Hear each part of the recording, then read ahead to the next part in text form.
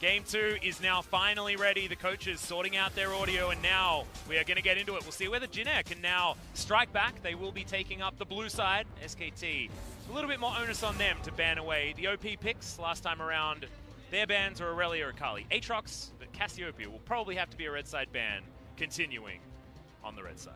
And we'll see how they approach red side, like you mentioned, because there is many different ways you can play the current meta. Remember, we didn't have 2 tank junglers in game number 1 like we kind of expected there might be. The Sejuani went through picks and bans in our first game after being ever present over in the LPL and being a noted Griffin favorite, as we well know. SKT going to ban away the Lucian here. As we mentioned, Root and Kellen are going to retain their spot. If you're joining us late, Grace did not play in game number 1, but will be preferred to Chungo in game number 2. Yeah, we've actually seen this iteration of Jin Air so far. Saw it, I think, once or twice in the Kesper Cup out of the 4 games that they actually played. See whether the change-up of just the bottom lane as far as the expected roster is going to be what is going to get Jin Air over the line. Of course, very happy to flex almost everyone around.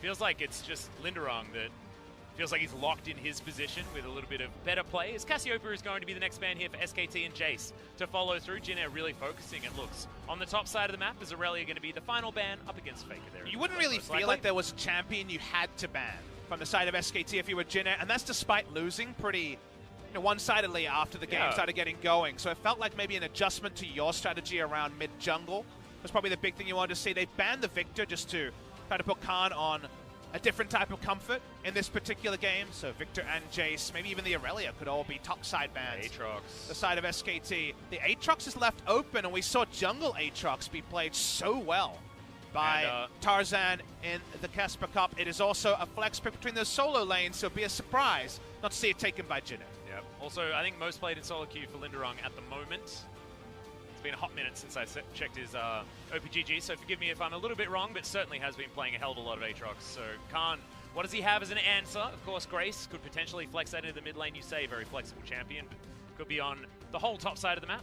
Aurelia, Aatrox, Akali, Ryze, Urgot. Basically playing the meta. Yes. Is Linderung, and could just be Aatrox versus Ryze, a very common matchup we saw in a lot of Challengers play and also towards the end of the 2018 season. But Ryze top lane, again, amusing in that VOD review where he was losing out pretty handedly to the Faker Jacks in the top side with the Halo Blades. Halo Blades first gank, very successful. Love to see some more Halo Blades come through on someone in game number 2 of this first series of LCK Spring 2019.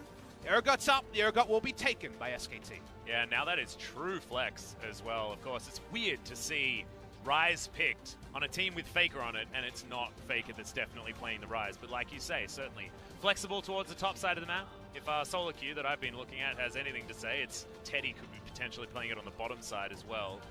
A lot of people foregoing the 80 carries, but not so far in competitive play from what we've seen from the LPL and here so far in the LCK. A lot of hovering over the Draven, but the Kai'Sa priority, that was pretty clear from the LPL teams, is still here. For Jin Air Green Wings at least, Kai'Sa's being taken first round over in China quite a lot. Even though there's so many matchups into Kai'Sa that can work. You see Sivir, you see Vayne, you see the old school and the new school. You can just go for Ezreal, as we saw in game number 1. So fingers crossed, we'll see something a bit more spicy come through as Jin Air say, okay, we're going to sack the laning phase to some degree again. They can ban bot lane champions because SKT can only claim half a bot lane here. But they will be returning to what didn't work, you'd have to say, in the Kai'Sa Rakan.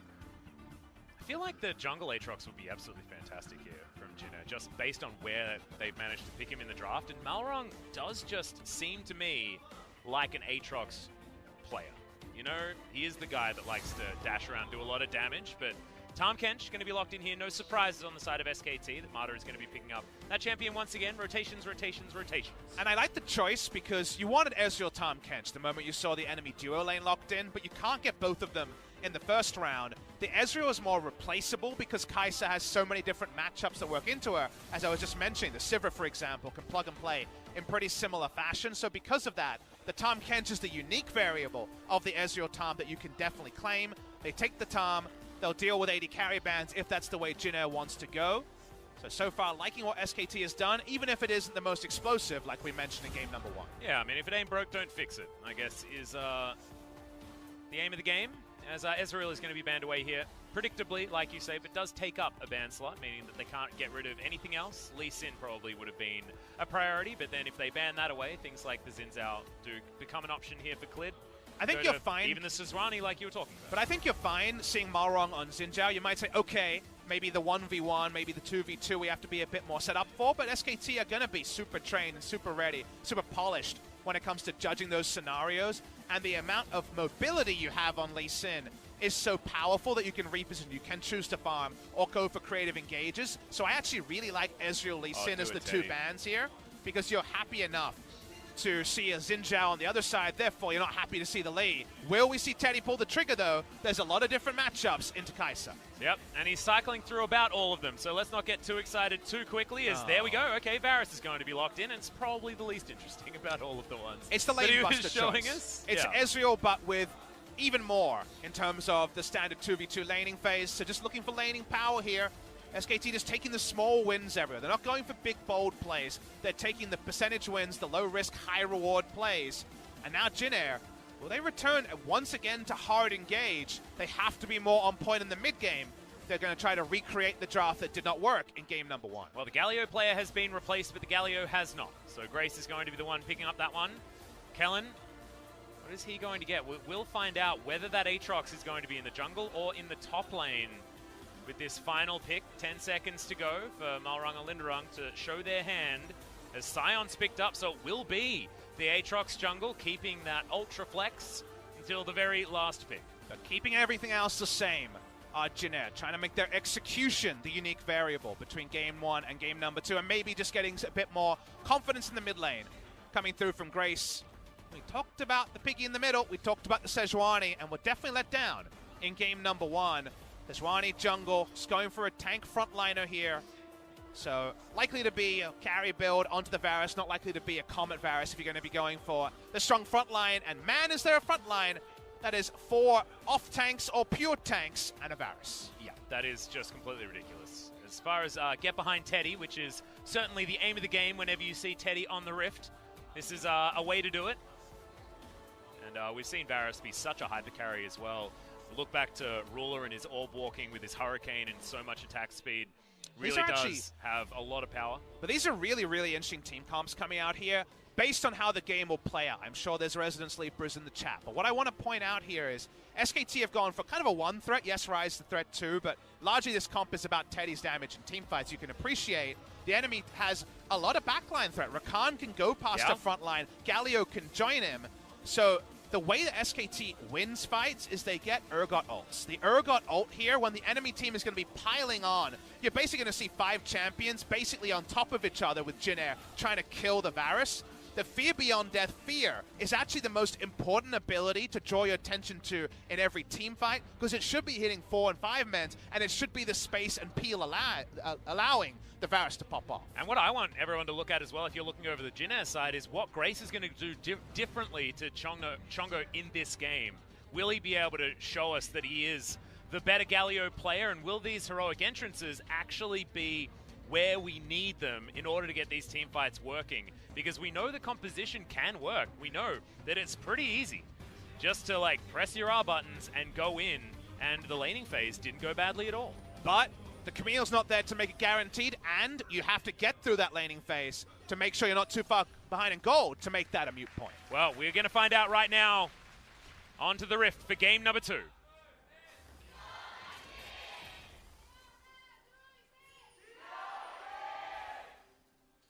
Having a bit of a zoom in onto Faker there, but great to hear from the fans. Still a lot of raised voices for Jin Air. Bit of a skin change here for Root, wanting to make sure he gets away from game number 1.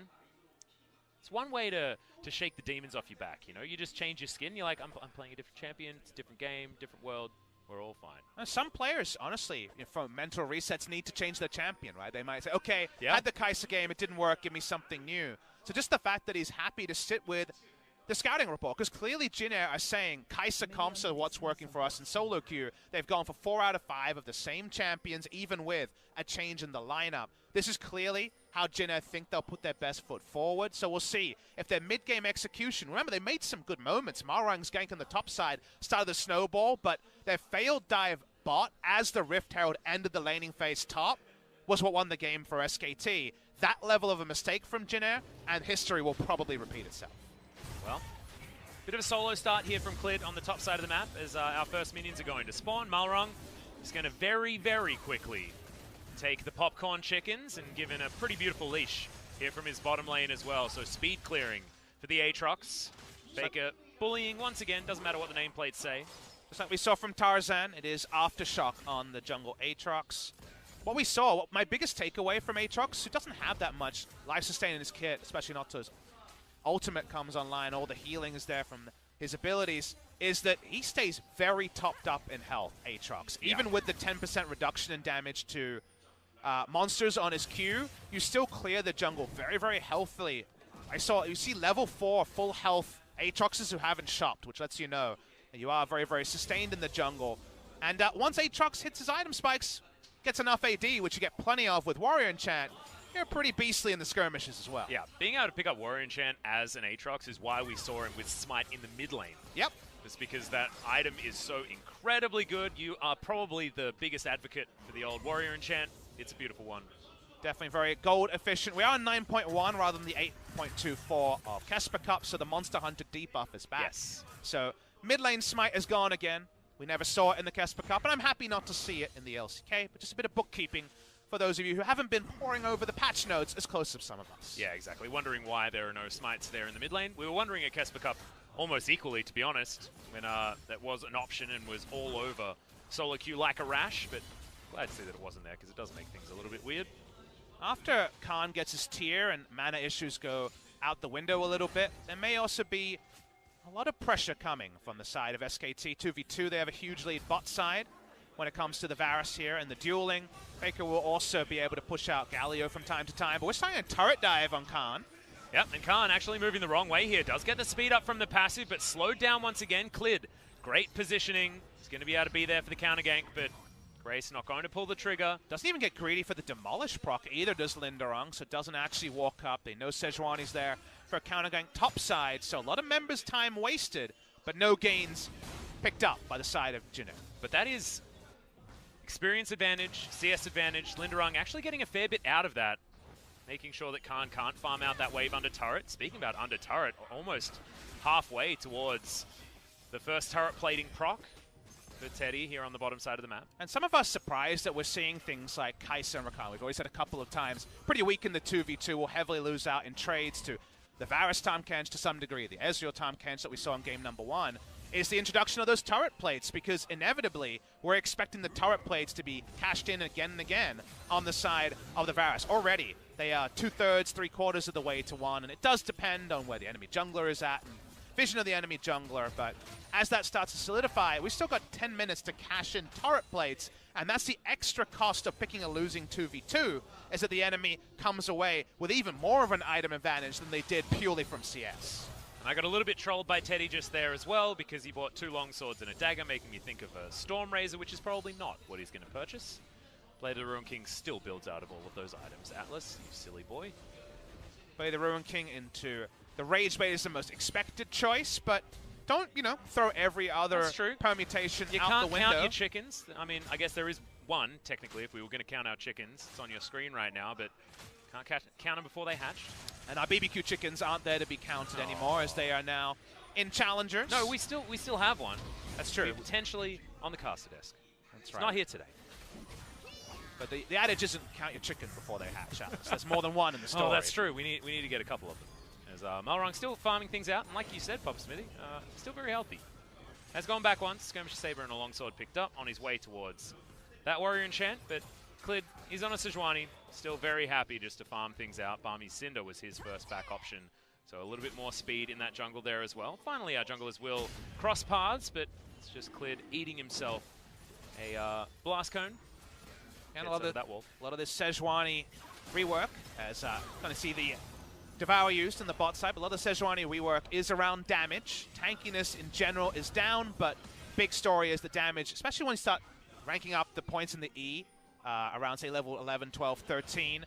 And also the fact that Q has double base damage are the relevant points here. Both of them are Aftershock jungles. The skirmish advantage should be there for the Aatrox early, but for now, at least, the Sejuani, just like with the Lee Sin, Clid's happy to power farm it out. Well, Linderung does have heroic entrance available to him here, but Khan flashes over, gets himself into his ultimate, but it's not enough. They take that first blood oh so easily, and the teleport, you can't escape those ones anymore. Faker has to get out of there, doesn't use the flash, thought he might have had to. Decimating smash, Grace wants more, goes in when he probably didn't want to, gets a double taunt, but he'll still probably go down. There we go, Faker gets the corrosive charge, but that was honestly a mistake from Grace. Yeah, Clid and Faker so smart to orb walk back. They expected the Q to be charged by the Scion, they sidestep it, and that means Galio's in no man's land bot lane. Okay. Root's just going to get exhausted, and that means that SKT are going to be more than fine. No mana on Teddy, so those piercing arrows not going to be there. However, still winning out on these trades very nicely here as the Tahm Kench Barracks. They can push forward brazenly. They know Aatrox was topside, and that's when you start greeting for as much turret damage as possible for those future turret plates to be cashed in. One cashed in by the Scion, one cashed in by the Varus and the bot side, but more on the menu, especially in this duo lane. Yep, and also not able to get any control around here as we check out this top lane exchange once again. Khan plays this really well. He baits the Scion to ult towards the right side edge of his Realm Warp and then flashes to the other side to at least open up space. But the beginning, the fact that before that play, he hadn't been called to disengage is the more surprising thing. You have to fully commit to these teleports. You have to be more direct and bold about your positioning and the setup for turret dives because you know the TPs are going to be guaranteed. Very nice sidestep back from Faker, makes it a 1-for-1, but definitely some stuff to VOD review for both sides in that turret dive. Yeah, and actually going back to it, I think I was a bit mean to Grace because if that decimating smash had landed, that would have been almost an instant double kill and starting the game with 3-0. So going for a play like that, I can certainly understand. You know, almost put it in the bag at that point. Very even, though, in the mid lane. Here we go again. I think I've seen this one before, Papa Smithy.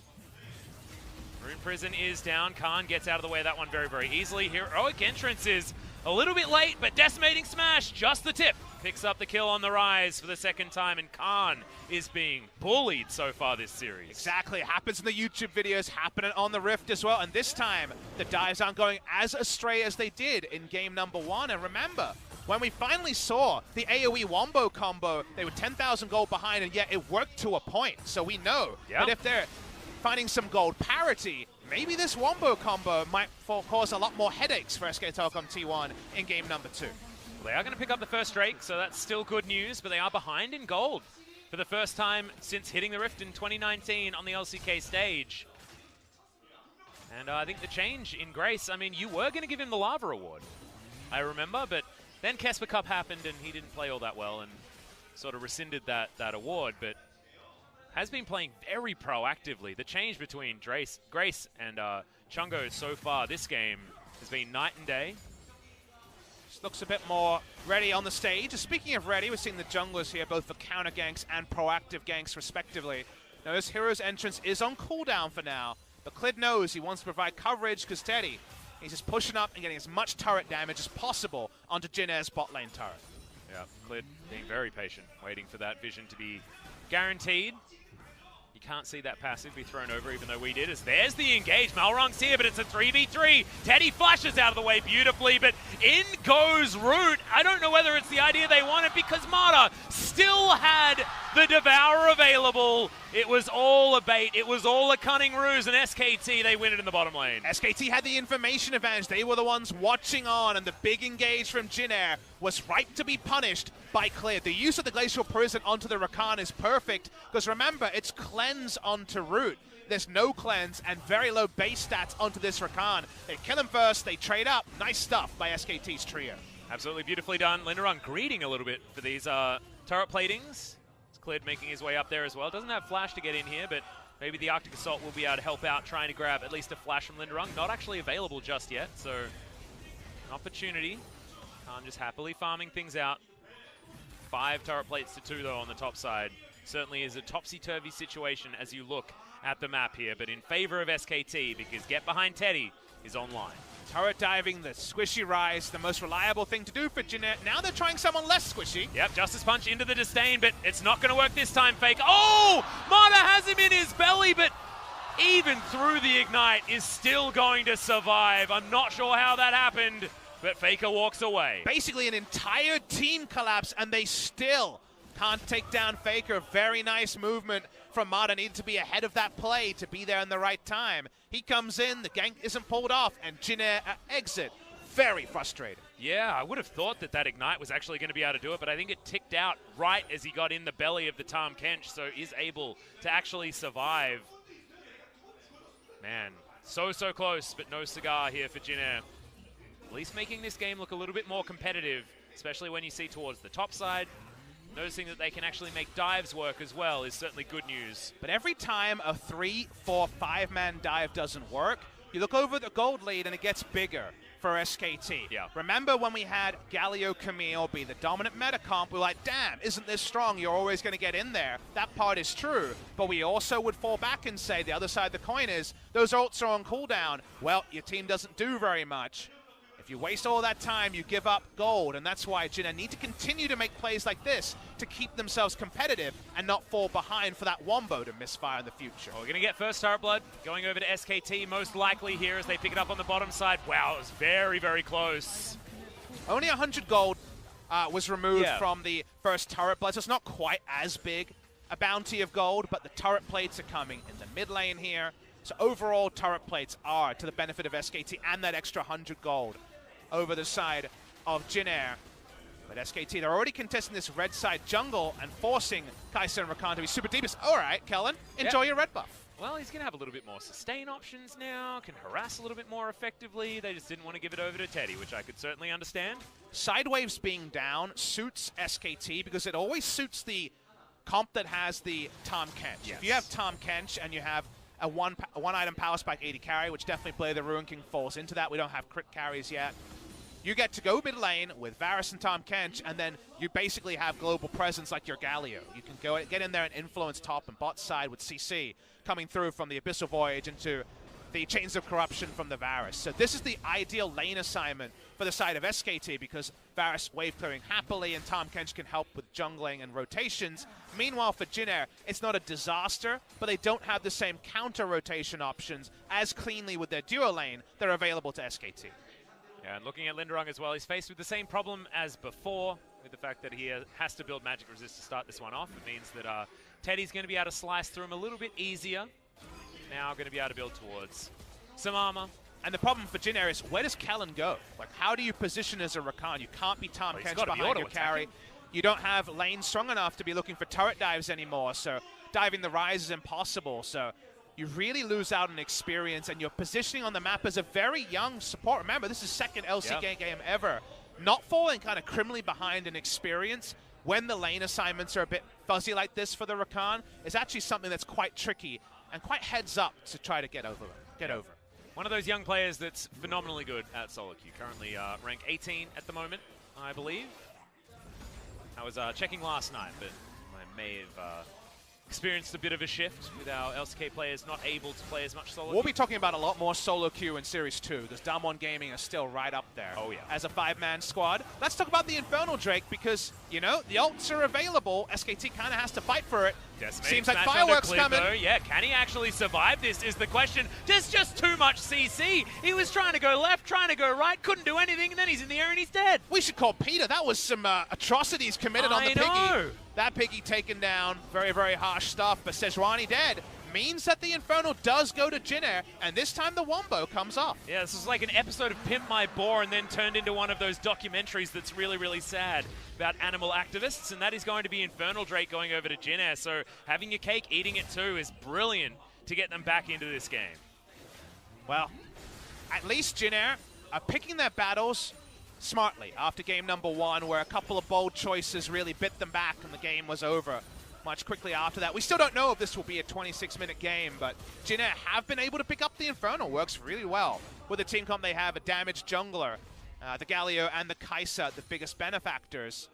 Outside of team fights that are forced by Jin Air that SKT have to respond to, I think that SKT win the map in the 3 lanes. It's all about the 1 lane for the side of Jin Air. So any more Infernals, a Baron fight, that's where this team comp can do things like this. Yeah, let's have a look at Cleared in the Bouncy Castle once again. I'm watching the CC bar. Infernal Chains is also my favorite part because he tries to go left and right, gets bonked around, and then he's dead.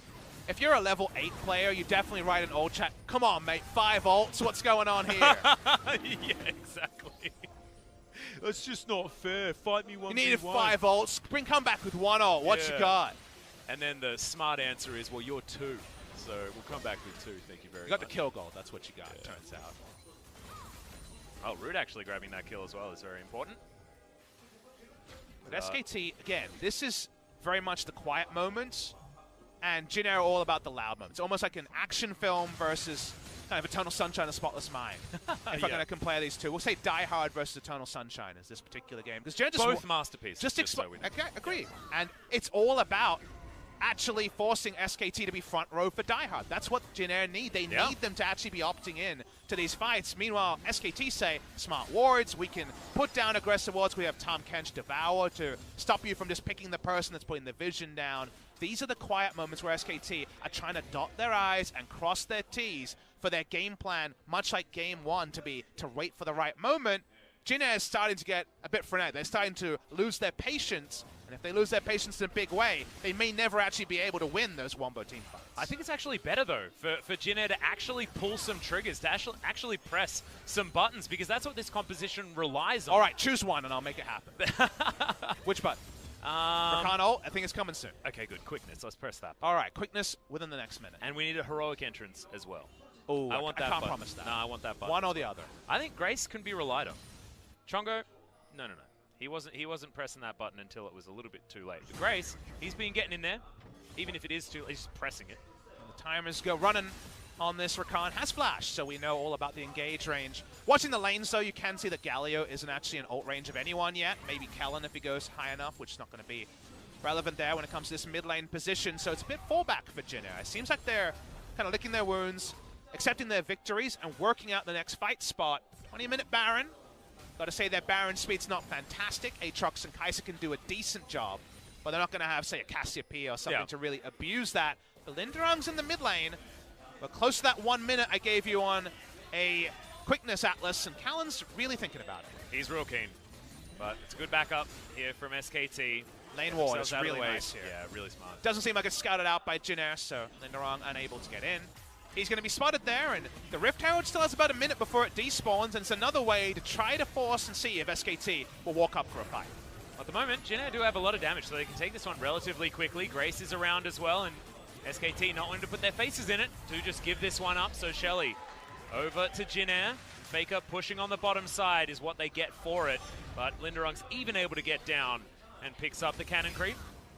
Jin Air very maneuverable with this composition. It's kind of reminded me of, I believe, KT Gen G in the semifinals of Kesper Cup, which was very similar to this, where it was one team needs to 5v5, the other team needs to play 3 lanes. Yeah. SKT sticking to their guns, sticking to playing 3 lanes. Faker will get some chip damage on an inner turret. They know this game for now is being won when they keep this map very wide. They're still in a comfortable gold lead, and yet control wards come down on Baron, and that's when the communication that we said is probably going to be the most interesting thing to judge with all these superstar names on SKT.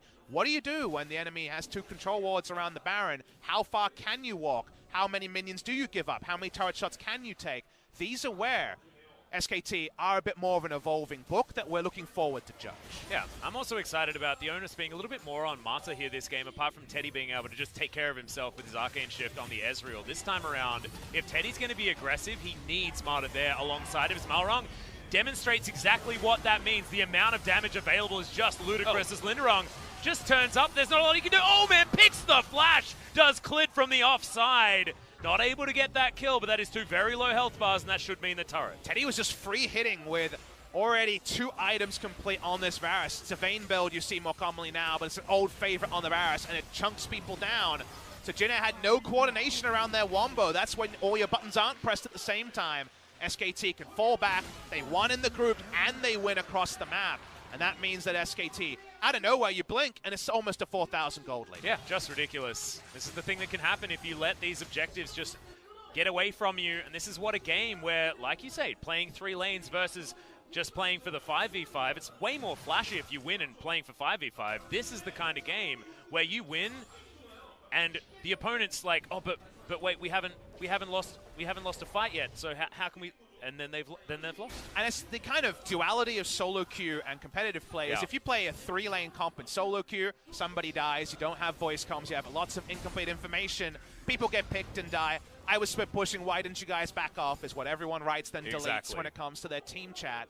In pro play, the 3-lane play is much more reliable because you have so much intel on where the last person was sawn, where all the parts of the initiation jigsaw were, and thus the threat range expected in the next X seconds, that you're very unlikely to be surprised by a wombo engage, and thus, more often than not, SKT are backing away, getting side lane advantages, and the execution that we need to see needs to be on the side of Jin Air, and a half-hearted charge on the Rift Herald is not that execution. No, only down to half health is that mid-outer turret.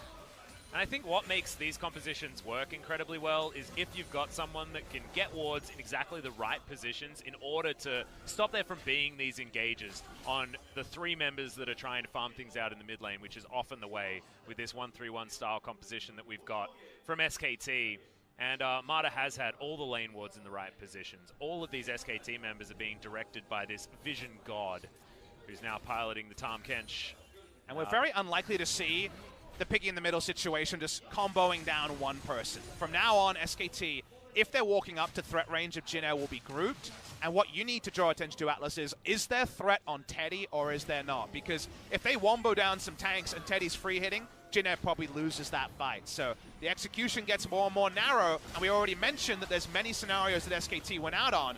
Jin Air need to find that one scenario where the Varus dies. And they need to do it before they just passively lose the game as well, because Fake is going to take another turret, demonstrating exactly what we're talking about. This is a war of attrition they have to deal with. The vision line moves further and further forward, and the wombo gets harder and harder to execute. It's not quite all your camps being stolen away levels of strangulation, as we used to talk about in the meta, where you can't even pick up the Raptors, so you're falling behind in gold further and further. But in the game state as it is, where there's so much gold in the game early that the mid-game is so often, I've got so many items that people die faster than you'd expect. Baron dies faster, turrets die faster. Yes, there is comeback gold. There are things like the bounties we're seeing, but bounties don't get cashed in that often.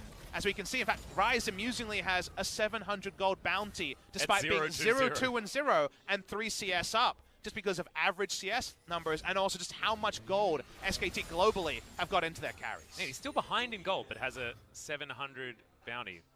That's really weird. That's all about averages, the law of averages in the world. And team averages as well, I guess, is going to be the change, and that means that Jin Air do have ways of getting back if they can take someone down. They've shown that they can kill Khan this game a couple of times. You can see that on the scoreboard. However, if they can do it again is going to be the question. One of those things where Jin Air know, someone in the comms is saying, if we just get the fight, we're going to get 3 different bounties. We can take Baron off the back of it. Varus dies, we can get so much from this. It'll be maybe a 7,000-8,000 gold swing. We won't see those swings often, but they will be explosive when they happen.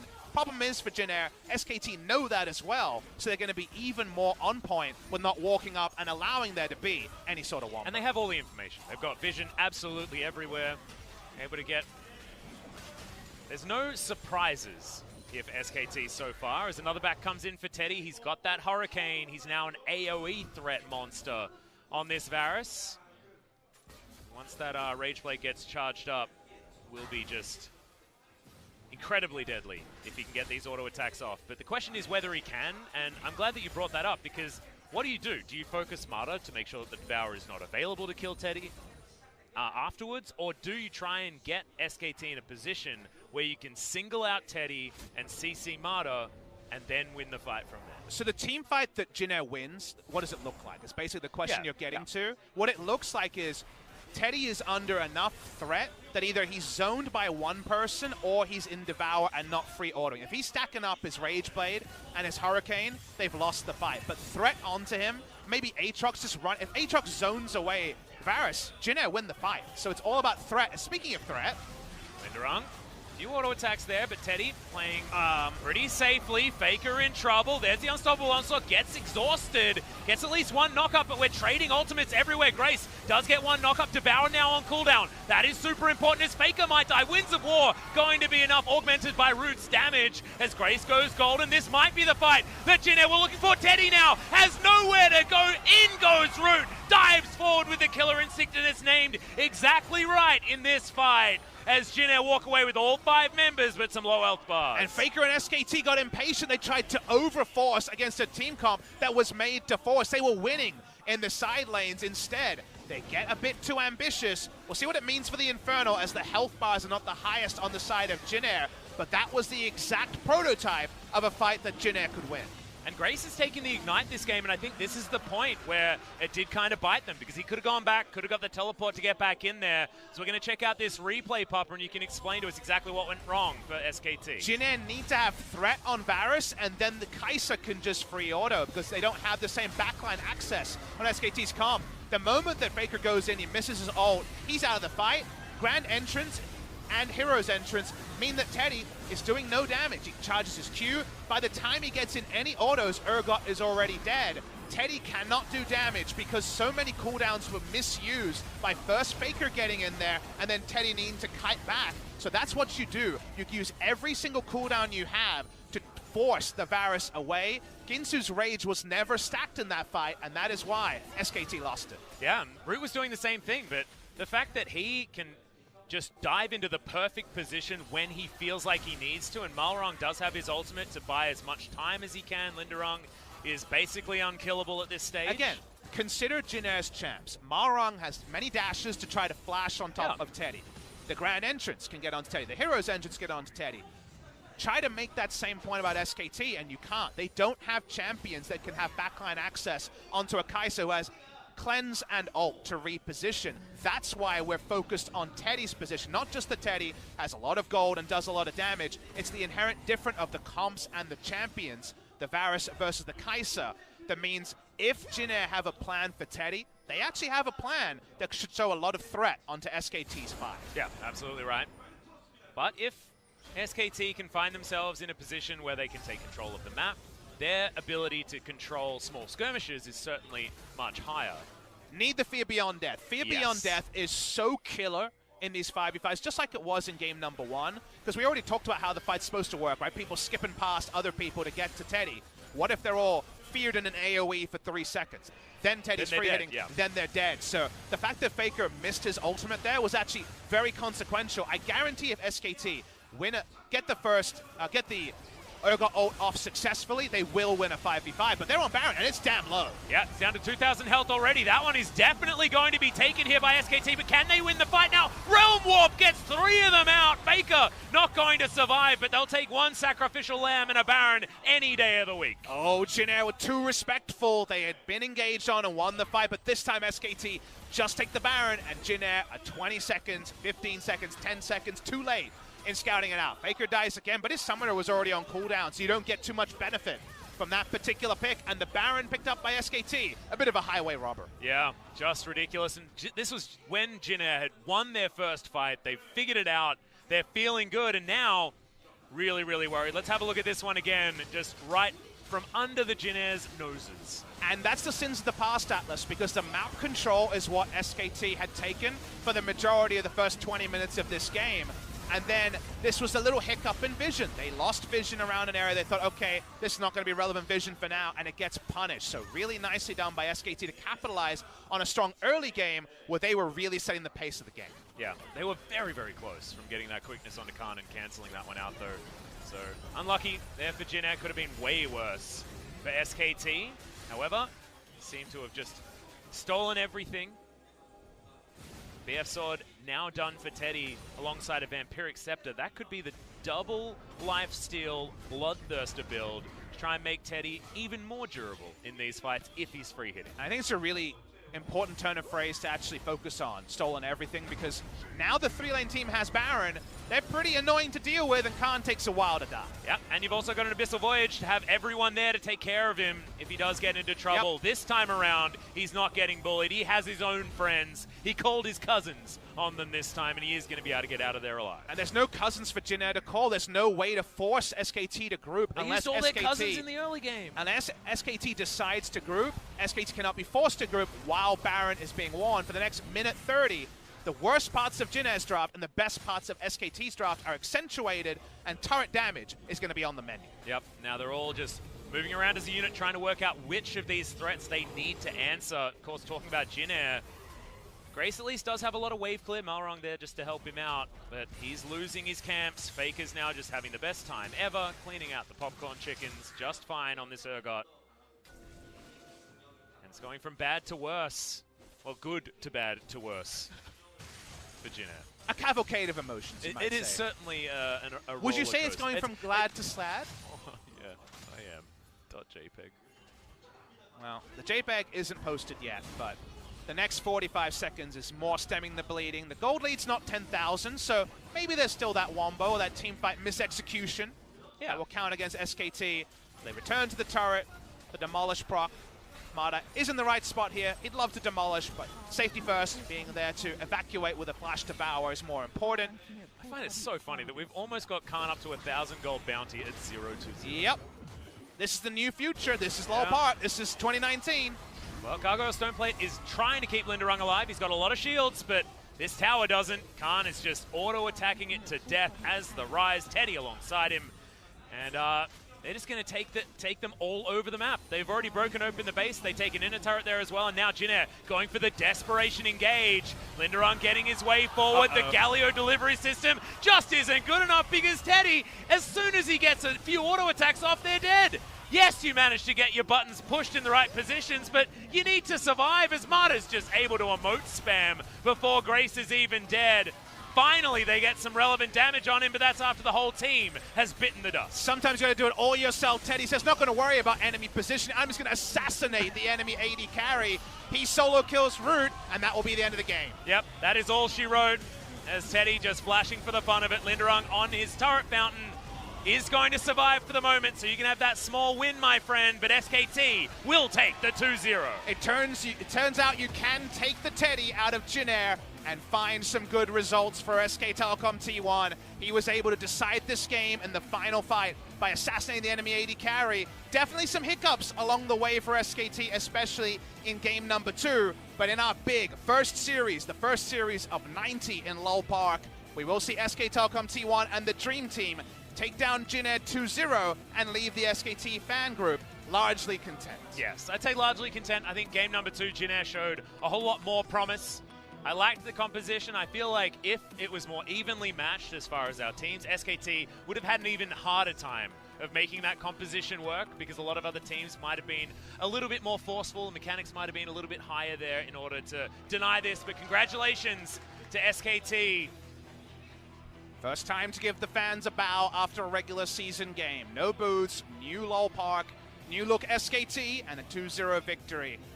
As I'm hopefully we get to hear some of the players here to pick their brains on what ended up being a pretty quick one. An hour 45 here for our 2-0 guys. We will still have fixed start times, and we have a great second match as W1D1 Gaming will play Gen G at 8 p.m. Korean Standard Time after about an hour 15 break. We've definitely got some more show for you before we take that break, but filling in all the information as SKT pick up their peripherals and exit Lol Park for the first time with a smile. Yeah, I'm wondering about who is going to be the MVP for this one as well. I mean, I feel like Teddy is a relatively obvious choice, but Mata had great positioning. His Abyssal Voyages were fantastic. Somehow Khan got to 1,000 gold bounty on Rise that was 0-2-0, which I think also needs to be recognized. There's a lot of strong plays, but more as a team here for SKT in game number 2, as opposed to Lee Sin styling all over Jin Air in game 1. Picking up all these nice camera shots here as Coach Han probably just trying to interface early with the players, let them understand that obviously they came into this game pretty big underdogs. A lot of players here who have little LCK experience or dated LCK experience, not a lot of household names onto the side of Jin Air. They weren't embarrassed in their first series, but they definitely have some work to go on, and I'm interested to see, are they sticking with the hard engage wombo comp because they don't have an extended bench, or because that was the comp that worked best? Because after one series, look, you tried it twice, it worked at points, it didn't work at others. We're going to see a breadth of strategies from Jin Air in the future if they're going to be competitive in LCK Spring 2019. Yeah, and I find it interesting because there are sort of two schools of thought here. It's if you're the onus is on you to make the proactive play, that can be more difficult in high pressure situations. However, it's also theoretically easier to do. That sort of play style is an easier one. Press all of your R buttons at the same time. You can coordinate that a little bit. I would have agreed with you years ago. Remember when Ken and Vlad, it was like the comp and press R and run at people. The problem now is Riot has made it so if you have an AoE ult, you're probably not doing much in the laning phase. You don't have a lot of lane strength. You're probably being counterpicked, and thus your utility is at the cost of lane presence. So you can't really use those ults in the lane you're in. You need it to be a 5v5, and with Vision and with the game played at the level it is, you have to make the 5v5 wombo work, otherwise almost every other scenario counts against you. There were some good points for Jin Air, we should mention, and Khan. The Rise deaths, they happen quite a lot, as we've come to learn. But the counter game, the fact that they got the 1-for-1 after the non-face check on the Decimating Smash, after that, things got good, apart from one Faker misplay on a 5v5. This wasn't a misplay from Mata, though. Right there at the nick of time to pick up Faker and save him from what looked like certain demise. I'd certainly already called his death at that point in time. This is the bouncy castle that Jin Air are certainly capable of in this composition. We saw it work about a couple of times. This is another one of those examples, and we are really showcasing the fact that Jin Air were in this game. This was a lot about misexecution, though. Like, there was no actual impetus for Faker to make that aggressive Righteous Glory shuffle in play. Seemed like that was just a call. They thought there was a kill to be gotten that seemed too greedy. So I think in hindsight, that's the biggest VOD review for SKT, as that communications did fall apart on that engage. Jin Air were not able to punish them to the degree that another team might have. If their early game was flawless, they might have been able to. But that's the only big misfire, I would say, of SKT in the two games. After that point, watch Teddy here, who just kills Root, and then the team comp from Jin Air does very little. Yeah. And this was what we were talking about as well, is do you focus Mata, do you focus Teddy? And that's what happens if you focus Mata. Teddy just murders you. Let the record show, I said definitely focus Teddy. The dabs will end this particular replay. Mata, he's rank 1. He gets to have some big words, both on the Rift and also in solo queue. The numbers not so high, but a lot of team effort on the side of Jin Air. Meanwhile, Teddy, he did various things. Yeah. Looking over at the Jin Air graph, it looks normal. You know, it looks like this regular graph that we'd have. How many Jin Airs equals Teddy a makes Teddy? it look weird. This has always been a perennial question for Teddy fans. Turns out quite a few Jin Airs equal a Teddy. Yeah. If you add them all together, you only barely surpass Teddy by himself. They got, what, 33,000? Yeah, Teddy's like got that. 25. That's like 65% of the entire team. So yeah, if this was, you know, one of those Jin Air games where we're looking at Teddy's damage and how much of it is Teddy, well, we'd be saying yes, he's most of Jin Air, but now he's looking like most of SKT. Well, let's share the MVP with you, and it's going to be your boy Teddy. Surprise, surprise, 83%, but that's because he did most of his killing towards the end of that game. Low kills in the early stage. Last year, SKT fans had to call 911. This year, they know 411 is good enough for them. That's the number to call if you need a Teddy hard carry. 83% kill participation. First of many MVPs for Teddy, no doubt. Yeah, I'm also very happy that he has that very nonchalant look on his face, because that was what we were seeing from Teddy almost the entire season prior to this in the LCK on Jin Air. Even in the wins, he was like, yeah, well, that's what we should be doing every time, guys. I'm destroying my lane. Now he continues doing it, and the rest of his team are extraordinarily good too. And that's the big change. He's got the supporting cast around him. He should fully show all of his possibilities. I think we're ready to throw it to an interview. Yeah, Teddy going to get interviewed now for our MVP interview. So, Ji-san, help us out with some translation. 네, 여러분 박수 한번 부탁드립니다. 첫 번째 경기에서 MVP를 차지한 클리드 선수, 그리고 두 번째 경기에서 MVP를 차지한 테디 선수 모셨습니다. 근데 왜 이렇게 죄 지은 것처럼 계세요? You guys seem not really that happy. What happened? 경기력이 만족스럽지 않아서. I'm not really satisfied with my performance. 네. 아니, Really? 저는 보면서 와 정말 완벽하다. But for me, 아마 I thought 여기 it was 계신 perfect. And all the other fans out here were so amazed by your teamwork on SK Telecom. 좀 클리드 선수는 만족스럽지 못한 부분이 있었나 봐요. 일단 제 자신이 실수한 So for myself, I made a lot of mistakes in game. I'm not satisfied at all, so I have to perform better. What were those mistakes? 두 번째 판에서 In game 2, 못 보고 잘린 거. well, I got cut out for several times. I wasn't really aware of where my teammates were at. 시발점이 된 것 같아요. And I was also feeling a little bit nervous. 아니, 그 클리드 선수는 본인이 잘한 것보다 못한 거에 조금 집중을 많이 하시는. Do you kind of concentrate on your mistakes more than your super plays? I think I'm that kind of person. 네, 그래도 좀 활짝 웃어주시면 좋을 것 I hope 같아요. you can be satisfied with your performance today. I think it was a really great match. And Teddy, game 2, it was a really perfect game on your side. 전에 있던 팀을 이겨서 마음은 좀 약간 I'm really happy. 너무 But 미안하지만 at the same time, I'm really 그래도 sad 이겨서 because I 기분이 took 너무 down my 좋습니다. former team. 제가 기사를 봤는데 So I read this article. 지네어만큼은 이기겠다. You said 아, you're gonna make sure to take down 이기고 Jin 싶다, no 이런 matter what. 말씀을 하셨어요. 아, 제가 그랬었나요? 네. Did I? 아무튼 좀 근데 좀 Well, 있었던 팀이니까 but 제가 it was my 이기고 original 싶었고, team. 근데 I 좀 really wanted to take them 경기 down, 시작 전에 but 그 before 인터뷰 games, 그거 할 때 좀 약간 좀 짠했어요. 좀. I was really sad doing the 짠했다고요? interview before games. You know, the VCR. 클리드 선수는 평소에 테디 And Clid. 선수가 지네어 이렇게 공략하면 된다 이런 Did Teddy give any 팀이다라고 information about 말을 많이 Jin 해주는 편이었나요? 그것까지는 말 안 해준 것 같고 그냥 저희 No, 할 not 일만 really. 잘하자는 식으로 We were just 하면은 trying to focus 게임 on our 충분히 own 이겨갈 수 roles. 있다고 말해준 것 같아요. 네, 테디 선수에게 오늘 평가에 대해서 여쭤보기 전에 네. 클리드 선수는 Then 테디 Clid. 선수의 플레이 어떻게 보셨어요? How was Teddy performing today? 일단은 First 일단 of all, 믿고 가는 원딜이라 생각해서 you know, 그냥 후방만 가도 I'm always trusting on 캐리해줄 him. 거라고 믿고 있기 In 때문에 at late games, Teddy must 신뢰감이 carry the 되게 game. 좋은 것 같습니다. 네. Bam! 저랑도 할까요? 네, 축하드려요. Congratulations once 네. more. 테디 선수는 오늘 마타 선수와의 호흡 어땠나요? Teddy, how was your synergy with Mara today? 오늘 라인전에서나 Today during the laning 한타에서나, phase and also at team fights, 호흡이 좋았었는데 I think 약간 our 실수한 것도 teamwork 약간 좀 was really okay, 있어가지고 but there were several 첫 mistakes 번째 as 판 well. 같은 경우에는 마지막에 Especially at 낙하궁에 game 같이 one, 떼어져가지고 We were 실수했었고 all airborne by 네, Rakan, 그것 so 때문에 I think that was 그거밖에 the 없는 것 major 같아요, mistake. 실수는. 네. 선수분들은 저희는 와 너무 잘한다, 너무 멋있다 이런 생각을 하는데 We were just 아무래도 amazed by 실수한 your 부분이 먼저 plays, but 생각이 as a 나시나 player, I 봐요. guess you guys are 네, kind of 두 hard on 선수 yourself. 모두 이제 SK의 새 둥지를 틀었습니다. So you guys newly 어떠세요? joined SK 소감 Telecom. 한 How is that 말씀 like?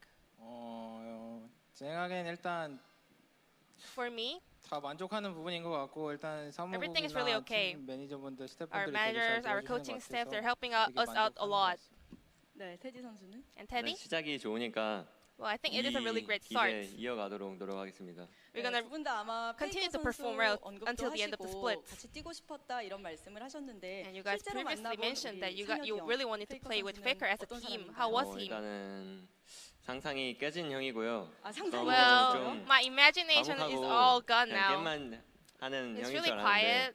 I thought he would be 드립을 really 치는 게 quiet and 너무 just play 수준이 games, but 너무 He's 높은 것 같아요. really 그래서 제가 making 좀 못 some 따라가서 좀 weird puns a lot. 힘든 것 같아요. 본인만 It's not 아는 really 드립을 funny, 친다. so it's really hard to 클리드 선수는 어떤가요? Laugh for him. 저도 약간 테디 I 선수랑 agree 똑같이 him. 생각하는 것 같아요. His jokes are not really funny. 약간 좀 더 봐봐야 될 것 같아요. 상혁이 형. I'm keeping my eyes on him. 네, 저는 일단 친하다 생각합니다. I think I'm 알겠습니다. quite 저도 close 친해요. with him, 아, actually. 친해요? 네. 친하지만 드립은 알아들을 수 없는 So I 형. guess you guys are 네. close 그렇게 friends, but 정리를 still his 하도록 jokes 하겠습니다. are not 혹시 두 funny, 선수 right? 모두 굉장히 좀 테디 선수는 특히 시끄러운 편이라고 들었어요. And I heard Teddy, 아, you are 저 really 시끄럽죠. noisy and 클리드 loud. 선수 저희, 어떤가요? 네. 네. 거짓말하고 있는 것 I 같아요. think he's a 저희 liar. He's 팀에는 really 일단 동환이 loud. 제일 시끄럽고 Khan is the 그다음에 loudest person in our 태민이가 team, 클리드가 제일 and then 시끄럽고 Clid, 네. 그다음에 제가 세 번째로 And 하면 then maybe 인정하는데 I'll come 제가 as 먼저 third. 제가 시끄럽다 하면은 좀 약간 인정 못하죠. 그런데 여기서 말씀하시는 것만 봐도 네. but 제일 말이 많으시거든요. you are the most talkative person on 아이. stage right now. 태민이가 낯을 가려가지고 약간 Clid is 쑥스러워가지고 kind of shy right 말을 안 하는 now. 거지. 지금 Maybe camera shy, 그냥 적응되면은 바로 그냥 but if he gets 풀리는 used to 애니까 it, he really talks a 저보다 말이 lot. 많아요. 그럼 평소에 말이 많다고 하면 스크림 할 때를 말씀하시는 거예요? 아니면 뭐 그 밥 during 먹을 the screams 때나? or 일단 스크림이나 during your daily life. 일상생활에서 헛소리를 I 좀 mean, every 해가지고 time 네. he always 말이 많은 것 makes 같아요. silly comments and 주로 talking 어떤 a 종류의 lot. 헛소리를 하나요? 약간 What kind of 그 silly 노래를 comments? 불러요 혼자 그냥 He's always 절규를 singing. 한다 해야 되나? 좀 그래요. It's more 좀. like screaming. 네 절규를 해요 그냥 혼자. Anyways, 어떤 he's 절규를 screaming all the 하시는 거예요? time. 그냥 What are you 약간 screaming 저희 for? 팀에 막내가 있는데 그 친구를 약간 놀리는 So there is 식으로 this 해가지고 youngest member in our 그렇게 team, 들린 것 so 같아요, I'm just always picking on him. 절규를 하신다 그랬는데 어떤 노래를 부르시는지. 한번 해줘.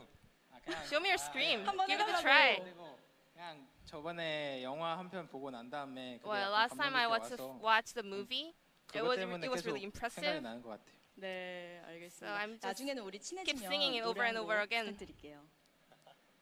네, No 고개를 singing on 절레절레 stage. 젓는 클리드 선수와 테디 선수는 안 시킬 것처럼 생각하고 웃으신 거죠?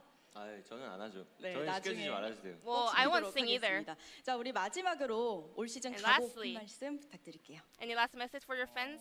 일단 시작이 되게 좋은 것 같으니까 아마 이 I 기세를 think it is a 유지하면은 nice 충분히 start, 좋은 so we're 성적을 gonna try 유지할 거라 to 생각하기 keep this 때문에 좀만 더 mood 열심히 going 하면 on, 좋은 but we're 결과가 gonna 있을 try 거라고 better to come 생각합니다. back with better 저기 performance. 카메라로 보고 계시니까 눈을 맞추는 것처럼 Can you make an 잘 eye contact 부탁드린다고 한 말씀 to the 부탁드려요. fans? 잘 부탁드립니다.